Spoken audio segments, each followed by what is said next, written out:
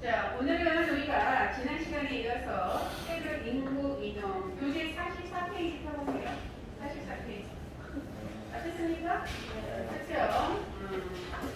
자, 우리가 지난 시간에 인구의 증가, 인구가 증가하고 감소한다는 것은 자연적인 증가과 사회적인 증가를 통틀어서 이야기할 수 있다고 했죠. 자, 새로운 자연적 증가, 시대적 흐름에 따라서 경제 발전 속도에 따라 또 사회적인 증가, 시대별로 있었던 여러 가지 사회적인 현상을 중심으로 자, 인구의 증가와 감소의 흐름을 우리가 지난 시간에 봤을 거예요. 오늘은 그 뒤를 이어서 교재 44쪽에 시대별 인구 이동의 방향과 그 특징 흐름들을 한번 살펴볼게요. 자, 여기 화면을 한번 먼저 보세요. 자, 여기 화면을 한번 보면 우리가 이제 일제강점기에서 60년대 초, 자, 시대별 지도가 이제 3개 나와 있죠. 이 지도를 보는 방법은, 자, 인구의 이동은 화살표를 중심으로 화살표의 방향이 어느 방향으로 되어 있느냐, 이걸 가지고 이제 우리가 파악을 하는 거예요. 자, 1930년도는 보니까 지금 화살표가 주로 이 밑에 쪽에서 위쪽으로 지금 이렇게 자, 방향을 잡고 있죠. 네. 자, 뿐만 아니라 바깥으로까지 이렇게 화살표가 나가고 있네. 그렇다면 이거는 국내가 아니라 국외, 바깥으로 나간다는 거야. 네. 자, 1930년도에 지금 이 인구의 이동을 보면 자, 이런 특징이에요. 일제강점기죠. 일제강점기. 자, 따라서 1930년도에는 일제강점기 때 주로 남부 지역에서 북부 지역으로 인구가 이동을 하는 거예요. 그럼 남부지방은 대체적으로 우리나라 자, 평양지대 농업 중심의 지역이죠. 여기에서 어디로? 북부 지역으로. 자, 북부의 이 지역은 주로 공업을 중심으로 하는 공업 지역이에요. 자, 북부 지역이 아무래도 우리가 산지도 많고 지하자원이 많죠. 네. 그러다 보니까 그 지하자원을 중심으로 이제 공업이 주로 형성되어 있는데, 자, 일제강점기에 일본인들이 우리나라 광공업을 발달시켜서 우리나라를 잘 살게 한 목적이 아니라 여기에 광공업을 육성시킨 이유는 딱 한 가지예요. 세계전쟁에 참여했던 일본인들이 전쟁을 하려면 뭐가 필요해? 응? 무기가 필요하잖아, 무기. 이거 무기를 만들어야 되잖아. 그렇죠? 자, 그 무기를 만들 수 있는 자원이 북부 지역에 많았기 때문에 다시 말하면 무기를 만드는 병창 기지화가 바로 북부 지역의 광공업을 육성시킨 목적이에요. 따라서 자, 30년대에는 남부에서 주로 광공업 지역으로 사람들이 대거 이주하는 이러한 특징을 보이고, 일제시대 때 또 일본인들의 탄압이 심했잖아요. 네. 그러다 보니까 징용으로 끌려가는 사람도 있고, 자, 야반도주, 살린, 연해주 쪽으로 이주하는. 주로 이러한 만주나 연해주, 살린 등 북의 이동. 그래서 화살표의 방향을 통해 남부에서 북부의 공업지역으로 자, 들어가면 만주나 연해주 등 북의 이동, 이런 인구의 이동을 볼 수 있다라는 거죠. 네. 두 번째, 1945년도에는 뭐가 있었던데요? 1945년? 광복이 있었잖아. 네. 자, 우리가 앞에서 전 시간에도 얘기를 했어. 광복으로 인해서 어떠한 인구의 이동이 있었느냐. 자, 여기서 아까 우리 30년대 해외로 나갔던 인구들이 꽤 있잖아요. 그렇죠? 네. 그러니까 광복이 돼서 나라를 다시 찾고 해방이 되다 보니까 자, 바깥에 다른 나라에 갔던 사람들이 다시 어때요? 돌아오는 거죠. 자, 다시 말하면 1945년도 해외 동포가 기록을 하는 거예요. 해외 동포. 자, 그러다 또 이제 50년대에는 또 뭐가 있었어? 응? 6.25 전쟁. 좀 이따 그 자료를 한번 볼게요. 그때 이제 북한 주민들의 월남 피난민들이 남쪽으로 내려가는 인구 이동이 있었고, 자, 이거 이제 세 번째 한번 볼까? 1960년대야. 1960년대. 자, 1960년대는 우리나라가 전쟁 끝나고 나서, 자, 전쟁 끝나고 60년대부터 이제 산업화가 시작이 됐죠. 자, 그래서 이때 우리가 산업화로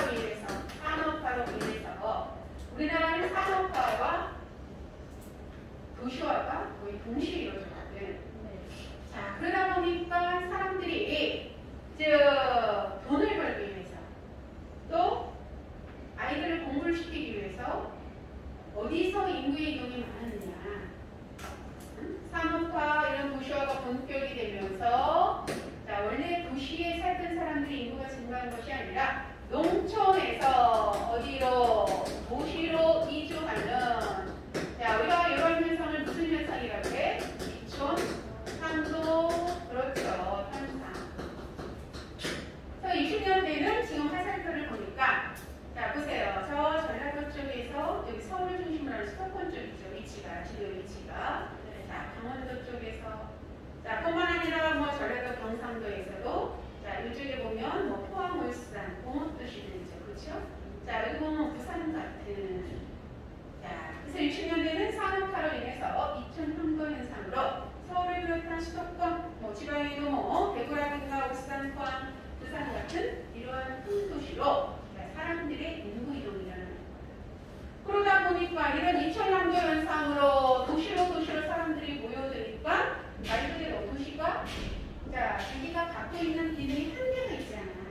근데 넘쳐나니까 어때? 도시가 저렇게 대도시의 아미라 현상이라든가 또 이런 슬럼화 이러한 현상들이 대도시를 중심으로 이런 현상들이 나타나고 거기에 따라 이제 도시의 문제 이러한 것들이 발생이 되는 시작점이 되는 게 이제 60년대예요.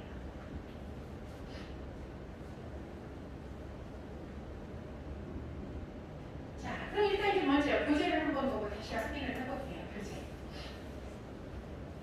자, 시대별 인구의 이동의 방향 지금 교재를 보니까 그럼 1930년도 지금 똑같은 자료가 나와 있죠. 자, 그 밑에 네모 박스 안에 선생님 설명을 써놨고 자, 그 밑에 지금 설명한 내용을 다시 한번 자세하게 거기다 메모를 해놨어요. 여러분들이 같이 보시면 되겠죠.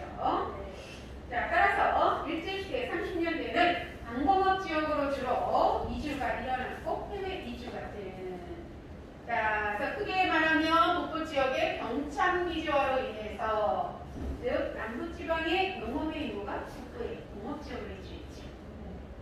두 번째 자료 한번 보면 광복 이후 자, 1945년 광복으로 해외 동포가 귀국을 했어요. 자, 광복 이후니까 이제 50년대까지를 보면 그 옆에 있는 자료 6.25 전쟁. 자, 6.25 전쟁의 그 지도를 보니까 어때요? 저 북쪽에서 화살표가 남쪽 저 밑에 부산 쪽으로 그렇죠? 대체적으로 북한의 주민들이 월남을 하고 자, 뿐만 아니라 또 우리나라 사람들도 남쪽으로 피난 이러한 그 북한 동포의 월남이라든가 피난민들의 이동 같은 현상으로 특히 저 부산 쪽으로 이주하는 이런 현상들을 나타내고 있는 자료죠. 자, 따라서 네 번째 1960년도야 지금 보다시피 지방에서 서울 수도권 자, 포항, 대구, 부산 같은 대도시로 2000년도 현상이 활발해서 자, 도시의 이제 관계가 슬럼화 도시 인구가 이제 증가하는 시작이 60년도입니다. 자, 그런가 하면 다섯 번째 자료를 한번 보세요. 다섯 번째 자료를 한번 보면 1990년대 이후 자, 수도권의 인구가 굉장히 이제 급증해. 전국 인구 대비 수도권의 인구가 지금 여러분들 자료에서 지도 자료를 한번 이렇게 보면 자, 어떤 인구의 이동이 나타나느냐면 거기 지금 보니까 서울이라고 하는 자, 수도권 지역을 중심으로 서울을 중심으로 자, 이렇게 화살표들이 짤막짤막하게 이동이 일어나고 있어요. 그렇죠? 그 짤막한 요거는 바로 서울을 중심으로 해서 대체적인 이런 경기도 같은 이런 외곽 지역에 이쪽으로 이주를 하는 거예요. 자, 뿐만 아니라 밑에 이렇게 보면 부산을 중심으로 부산 그런 주변의 외곽 지역에 자, 그런 쪽으로 인구의 이동. 그래서 화살표가 짧게 되어 있죠. 그렇죠? 그렇다면 요거는 뭘 나타내느냐? 자, 60년대 이후 70년대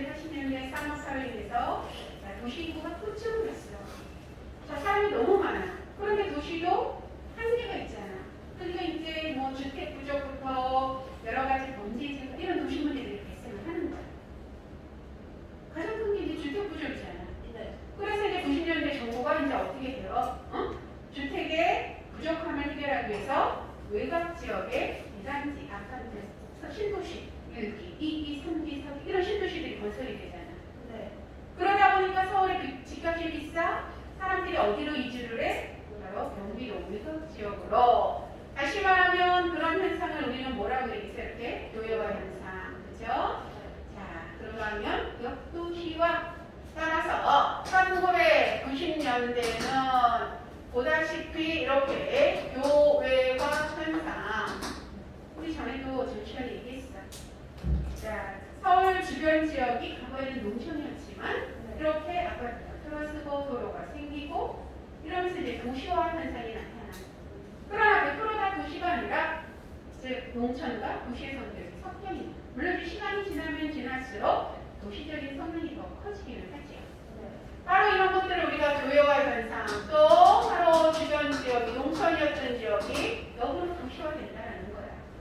그러니까 이런 쪽으로 인구가 이동을 하니까 즉 경기도 쪽에 서울 외곽 지역 인구가 증가하죠. 자, 뿐만 아니라 또 무슨 현상도 있어? 뉴턴 현상. 60년, 70년대 보세요. 2000년도 현상으로 도시로 농촌에서 사람들이 왔잖아요. 그런데 오히려 90년대 이후는 어떻게 돼? 요즘에 다시 농촌으로 복귀하는 이런 현상도 일어나는 거죠. 따라서 1990년대 이후는 이렇게 교외화나 역도시화, 뉴턴 현상 등으로 인해서 어디 경기도를 비롯한 이런 외곽 지역으로 인구가 이동하면서 이런 지역에 인구가 증가하는 이런 특징을 보이는 거예요. 그래서 교재에 지금 보니까 90년대 이후 교외화, 대도시 주변으로의 인구 이동, 그렇죠. 자, 서구 밑에 우리나라 시대별 인구 이동은 지금 설명한 걸 다시 한번 구체적으로 써놨어. 자, 지금 화면에서 보다시피 이렇게 수도권 인구의 유입이 증가하는데, 자, 그럼 일단 여러분들이 교재를 어디를 먼저 보느냐? 46쪽으로 먼저 펴보세요. 46쪽.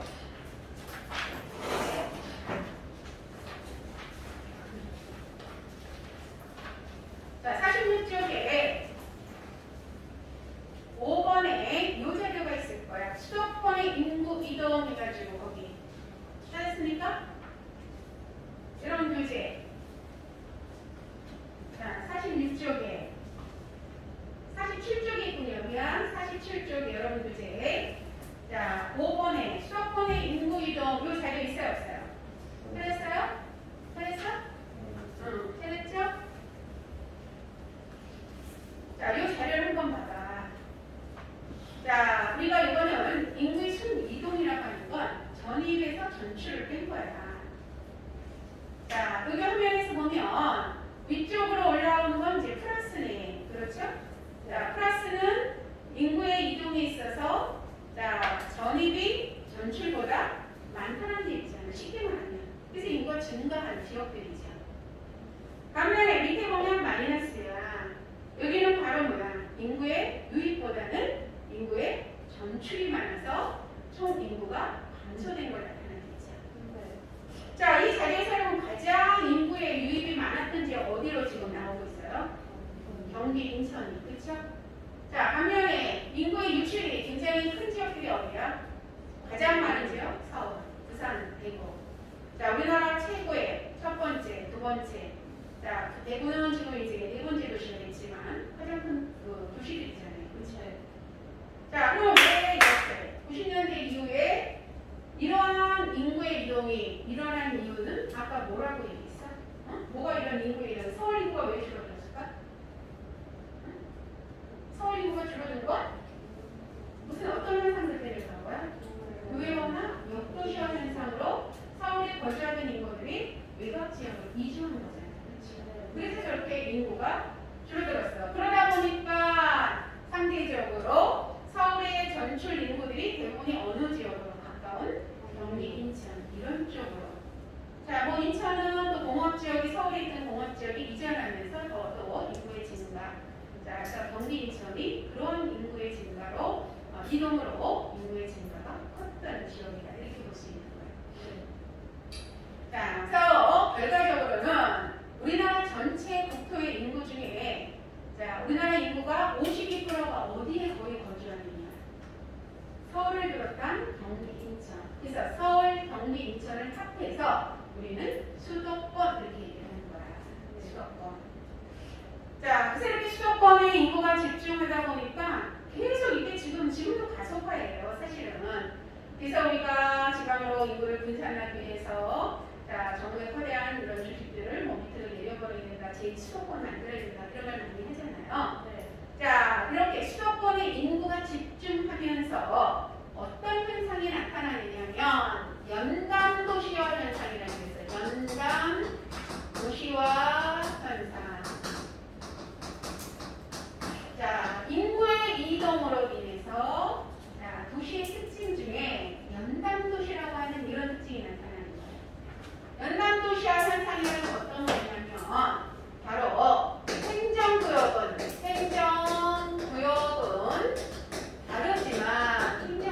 다르지만 중심지 기능으로 연계된 지역들을 얘기하는 거예요. 개념을 정리해보면 이렇게 이제 우리가 개념을 정리해볼 수 있는 거예요. 행정구역은 달라. 그런데 어떤 기능적으로 서로 연계되어 있다.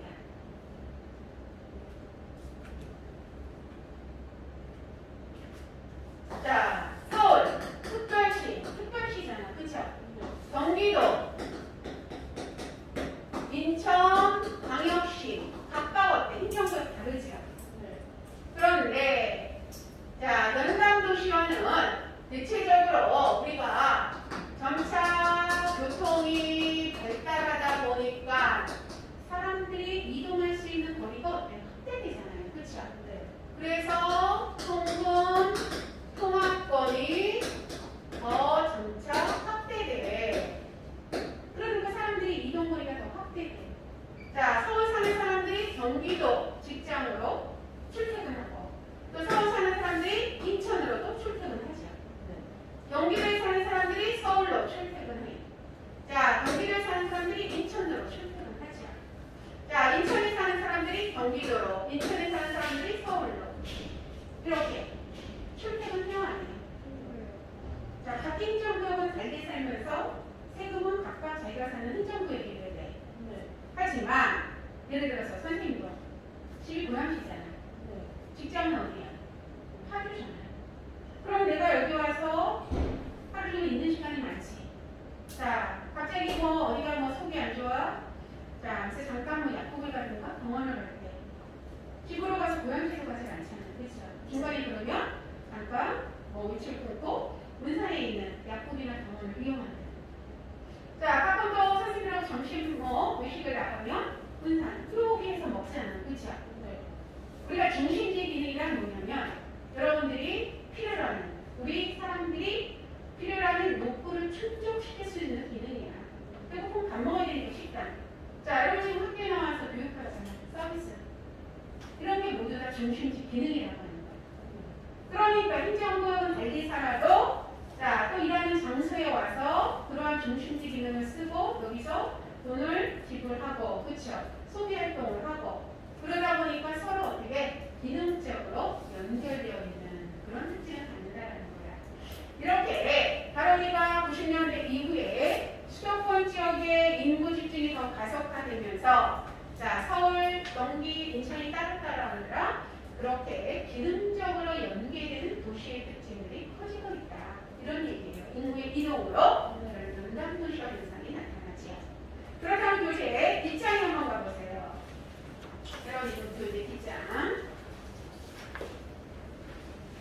자, 지금 그래서 우리가 좀 그래프 하나가 지금 나와 있을 거야.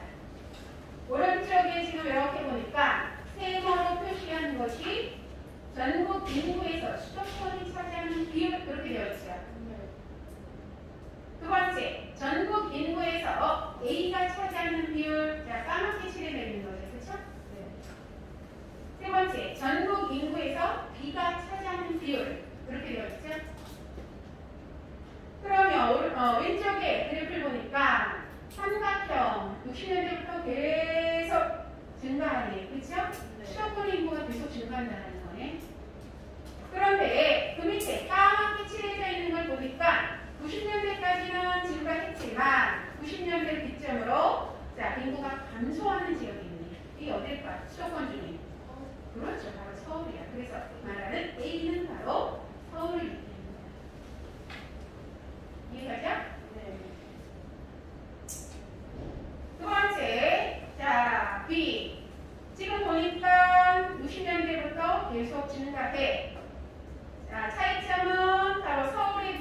그래서 90년대 이후부터도 계속 어떻게 해요? 서울은 감소하는데 증가하네.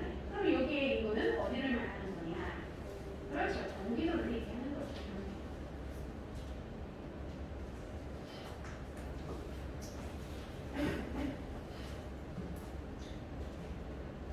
자, 이렇게 해서 우리가 시대별 인구의 이동을 통해서 각각의 시대별로 어떤 것들이 인구의 이동의 그러한 특징을 갖고 있는지를 지금 한번 시대별로 쭉 봤어요. 다시 앞장으로 넘어가 봅시다. 그러면 다시 앞장으로 넘어가서 자, 여기를 45쪽에 보면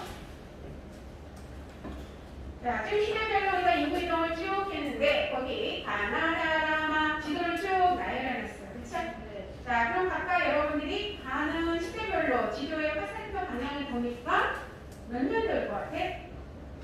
자, 가는 지금 바깥에서 들어오는 해외 동포의 비국인의 몇 년도 있어?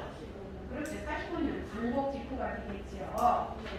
그 다음에 나는 몇 년 될까? 나는. 그렇죠. 일제강점기니까 30년도. 그럼 다는 뭐야? 다는 서울을 중심으로 화살표들이 굉장히 이렇게 조그맣게 지금 표시되어 있는 거야. 옳죠? 몇 년도야? 90년도. 그렇죠. 그럼 라는 자, 저기 북쪽에서부터 밑에 남쪽 부산 쪽으로 화살표가 나 있잖아요. 그렇죠? 네. 1950년 6.25를 얘기하는 거죠. 그럼 마는 60년대. 그럼 순서대로 거기다 써보면 시대별 순서대로 나가라, 마다. 나가라. 거기 좋은 사람 나가라, 마다. 너무 썰렁이잖아. 그렇죠. 미안. 너무 썰렁해서. 그래서 순서대로 해주면 나가라, 마다. 이렇게 우리가 정리를 해볼 수 있겠어요. 네. 자, 이렇게 해서 인구의 이동을 우리가 이제 봤고, 두 번째.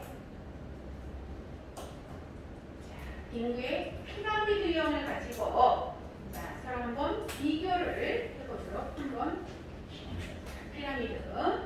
자, 여기가 이제 피라미드. 자, 이거는 이제 인구의 구조를 쉽게 알아볼 수 있는 거야. 인구의 구조를. 그래서 연령대별로.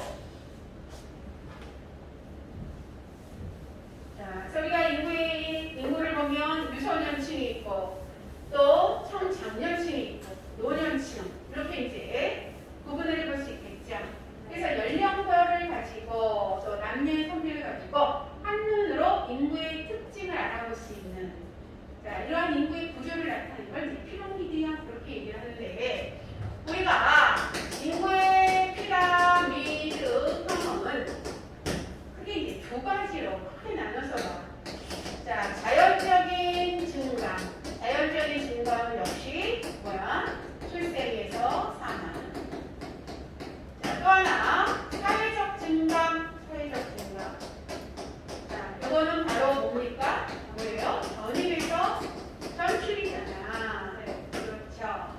그랬을 때 자연적 증감을 나타내는 대표적인 유형 중에 하나 피라미드형이 있고, 자, 저 화면에서 보이는 종형이 있고, 자, 그런가 하면 강추성 이렇게 우리가 세 가지로 볼 수 있어요. 사회적 증감은 크게 어떻게 나누냐면 별형이야. 별형. 그래서 이거는 우리가 도시를 나타내는 도시형이 있다. 이렇게 얘기해요. 또 하나는 우리가 표주박형. 표주박형. 자, 표주박형은 시골에 가면 우리가 밤에 이렇게 표주박, 호박 같은 것이 달려있어. 그 모양과 비슷하다 해서 표주박. 자, 그래서 이거는 농촌형 이렇게 이제 우리가 이야기를 합니다. 네. 크게 우리 피라미드형은 이렇게 자연적 증감을 한눈에 구조적으로 볼 수 있는 유형하고, 자, 그런가 하면 사회적 증감을 설명할 수 있는 유형. 그런 게 이제 이야기를 하는데, 피라미드형은 대체적으로 개발도상 국가의 대표 대표적인 유형이고 정형과 방치형 같은 경우는 이제 선진국형 그렇게 우리가 이야기를 합니다.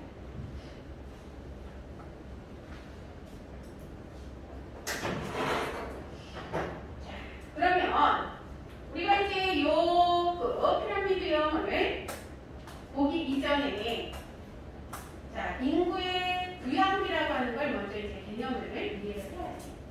인구의 부양비가 뭔지. 그리고 여러분들이 그 뒷장에 보면 인구의 부양비, 여기 1번 인구의 부양비라고 공식을 써놓은 게 있어. 자, 인구의 부양비는 쉽게 말하면 먹여 살릴 수 있는 능력을 말하는 거야. 자, 여러분 부모님이 자 5명의 가족을 먹여 살릴 수 있는 능력, 또 어떤 분은 10명을 살릴 수 있는 능력. 자, 5명인 부양해야 될 사람과 10명을 부양해야 될 사람. 당연히 부양비는 어디가 높겠어? 5명보다 10명이 높잖아. 그쵸? 자, 그랬을 때 이러한 부양비 거기에 한번 달려보세요. 유소년층, 우리가 0세에서 14세 유소년층은 돈을 벌 수 없잖아. 자, 그 다음에 또 65세 이상 노인들 아무래도 돈을 벌기 어렵죠. 경제 활동이 하기가 어려운 사람들이야. 그럼 누가 먹여 살려야 돼? 경제 활동 할 수 있는 돈 벌 수 있는 사람들이 먹여 살려야 되잖아. 그 연령층이 바로 누구야? 청장년층이에요. 15세에서 64세 미만. 그렇다면 지금 보다시피 청장년층 인구분의 유소년층 인구 곱하기 100이야. 자, 청장년층 5명이서 유소년층 4명을 먹여 살려야 되는 사람과 자, 5명에서 6명을 먹여 살려야 되는 사람. 어디가? 부양비가 부담이 크겠어? 6명. 곱하기 100이야. 근데 현재 우리나라는 유소년층 부양비가 감소된대. 왜 감소될까? 과거에 비해서 유소년층 부양비가 감소되는 이유는 바로 뭘까? 아이들 다 안 낳잖아. 과거에는 엄마 아버지가 자녀를 한 4명, 5명 낳을 때는 5명을 먹여 살려야 되는데 요즘은 1명, 2명이잖아.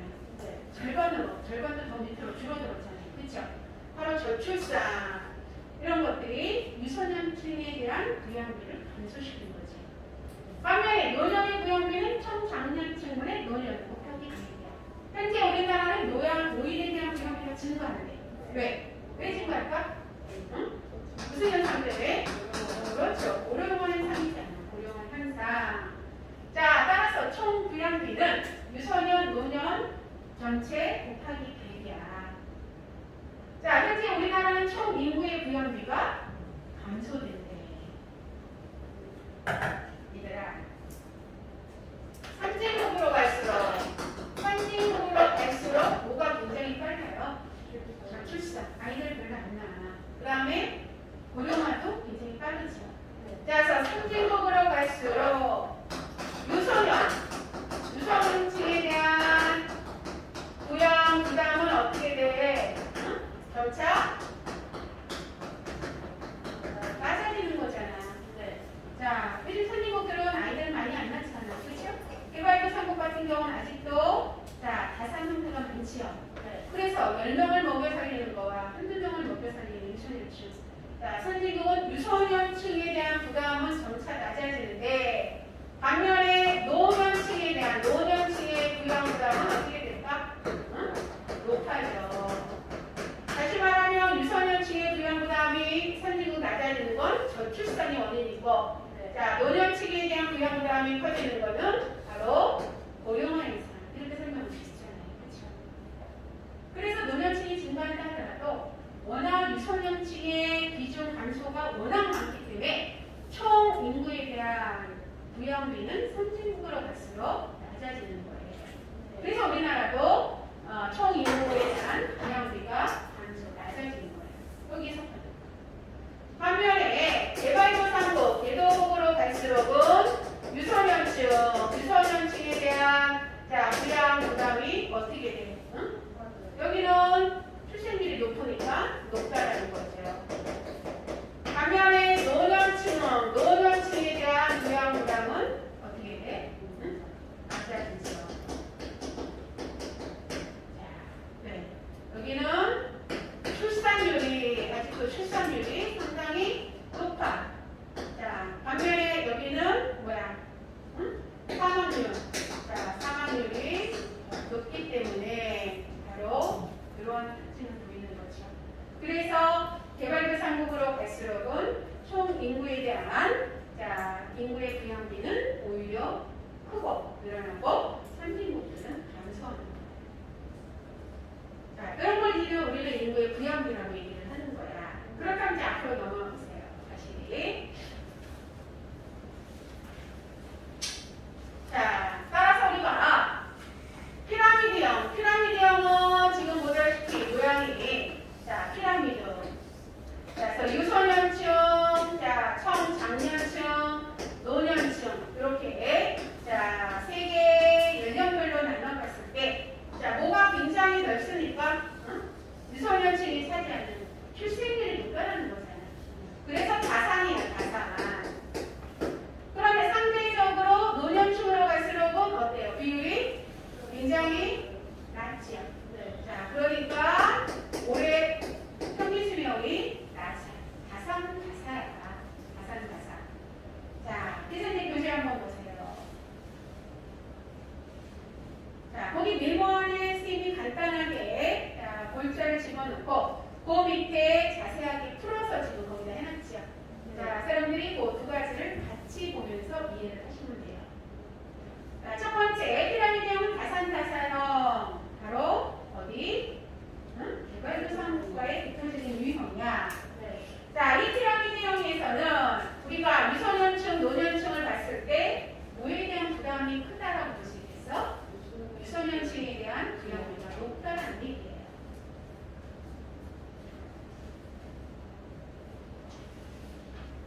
자, 그 다음에 두 번째 한번 볼까? 종형, 방추형. 자, 여기 화면에서 한번 보세요. 종형과 방추형. 종형은 인구의 정체형, 감소형이에요. 자, 종형은 우리가 전에도 봤지만 소상수사의 인구의 정체형. 자, 그래서 유소년층, 노년층, 출생 사망이 모두 다 낮아. 자, 최근은 인구의 커다란 증가 변동이 없는 인구의 정체형으로 점차 노년층의 비율이 커지는 거죠. 근데 노인에 대한 복지 문제 등 이런 것들 일선 보죠. 자, 방추형 역시 같은 선진국형이에요. 그런데 이 방추형은 종형하고 차이점이 바로 뭐야? 어디가 지금 감소하고 있습니까?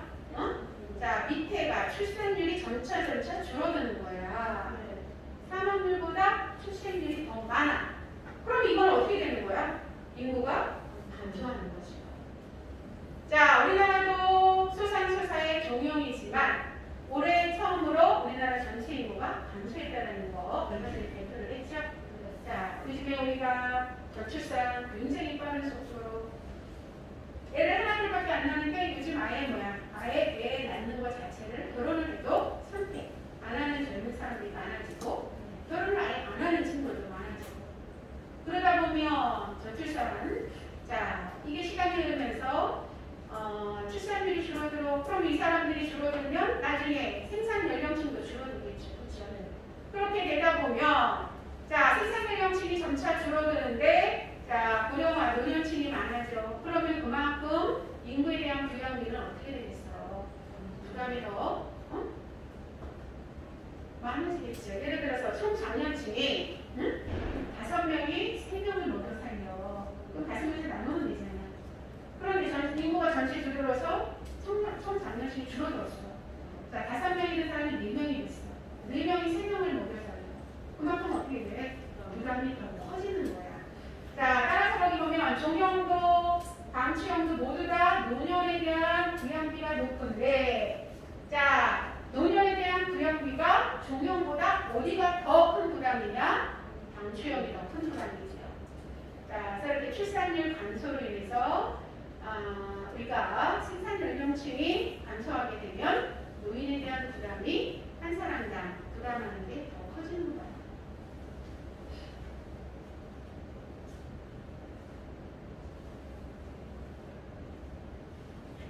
그래서 종형과 방추형을 이렇게 한번 비교를 하면서 우리가 지금 특징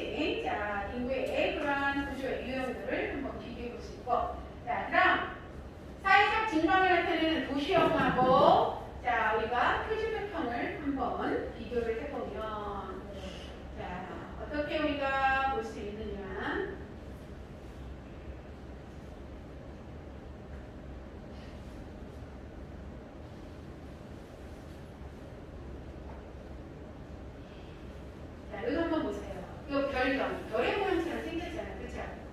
자, 이거는 꼭 시간에 보면 이렇게 표주박처럼 생겼다 해서 표주박형이야. 자, 유소명칭. 자, 여기 청장년층을 한번 비교해봐. 청장년층을 도시와 농촌을 비교해보면 농촌은 어때요? 아주 예쁘게 허리 들어가듯이 쏙 들어갔네. 자, 반면은 여기는 어때? 뱃살이 나오듯이 옆으로 퍼졌어. 자, 청장년층이 자, 농촌은 이렇게 쑥 줄어들었어.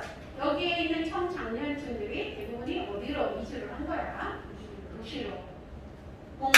돈 벌러 도시로 있는 사람들이. 그러다 보니까 도시에는 청장년층의 비중이 크고, 자, 농촌은 청장년층이 차지하는 비율이 적어지는 거죠. 반면에 노년층을 보니까 도시보다 자, 농촌에는 자, 전체적으로 연령층의 노인들이 차지하는 비율이 크지요. 그렇죠? 자, 따라서 우리가 도시형은 젊은 층들의 유입이 되는 것. 그래서 전입형이라고 얘기할 수 있겠고, 자, 농촌은 표주박형으로 젊은 사람들이 좀 빠져나가는 전출형 이렇게 비교해 볼 수 있는 거죠. 네. 자, 따라서 도시의 별형 같은 경우에는 인구의 부양비가 어떻게 돼? 응? 자, 아까도 말했지만 5명의 청장년층이 4명을 먹여 살려 도시는. 하지만 농촌은 어때? 3명의 자, 그 젊은 층이 3명을 먹여 살려. 그러니까 인구의 부양비는 당연히 청장년층이 많은 어디가? 도시가 인구의 부양비는 낮고. 반면에 표지박형 농촌은 젊은 층이 별로 없어. 그런데 노인들이 많아. 자, 돈을 벌 수 있는 사람은 얼마 안 되는데, 자, 돈을 안 벌어서 먹여 살려야 될 사람은 많아. 그러니까 뭐야? 인구의 부양비가 낮게, 부양비가 높을 수밖에 없는 거죠. 자, 그래서 정리를 보면, 이런 사회적 증감을 나타내는 별형, 도시형과 자, 표지박형, 별형은 인구에 대한 부양비가 낮죠. 서로 이렇게 분담해야 될 그러한 청장년층이 많으니까. 반면에 농촌은 그렇지 못해서 부양비가 높게 됩니다. 자, 별형 같은 도시는 아무래도 젊은 층이 많으니까 경쟁도 치열하고, 자, 의외로 실업률도 높고, 또 여러 가지 시설 부족, 이런 도시 문제가 나타나는 거야. 반면에 또 농촌은 젊은 사람들이 없다 보니까 어떻게 돼? 일할 사람이 부족하잖아. 그래서 일손이 부족. 자, 또 도시로 떠난 부모들 대신에 저 어린아이들을 또 할머니, 할아버지를 키우는 이런 현상도 농촌에서 많이 나타나죠. 자, 이렇게 해서 인구의 피라미드를 크게 자연적 증감과 사회적 증감으로 나누어서 각각의 특징을 비교를 해봤어요. 알겠습니까? 알았어요? 자, 저희는 우리가 첫 번째, 자, 시대별로 인구의 이동을 통해서 인구의 흐름, 특징을 살펴봤고, 자, 두 번째는 인구의 이런 피라미드형을 자연적, 사회적 증감을 통해서 구조적으로 비교를 해본 거예요. 자, 거기에 이제 추가적인 연장도시화 현상과 함께, 자, 그런가 하면 우리가 부양지수라고 하는 요거에 대해서 같이 한번 확인을 해봤지. 그래서 오늘 여기까지 하고, 다음 시간에는 마지막 이제 인구의 이런 인구 성별부터 시작해서 산업별 주적 또 인구 문제, 이 부분으로 인구라는 한 시간을 마무리 짓고, 그럼 다음 주에 여러분들 화요일하고 수요일 자, 풀타임 논술보다 본다고 했잖아요. 그렇죠? 논술 본다고 했죠. 저기 여러분들 도시에 50페이지에 인간과 자연과의 자, 관점, 4가지 관점을 중심으로 해서 자, 그 자연을 중심으로 본다라고 자, 지난번에 얘기했는데 또 잊어버린 거예요. 그렇죠? 그래서 다음 주 여러분들 지금 5반은 다음 주 언제 수업이 들었어요? 화요일, 수요일 중에 어디 들었어요? 화요일. 그럼 화요일 2시간에 보는 거예요. 알겠습니까? 자, 알았죠? 알았습니까? 네.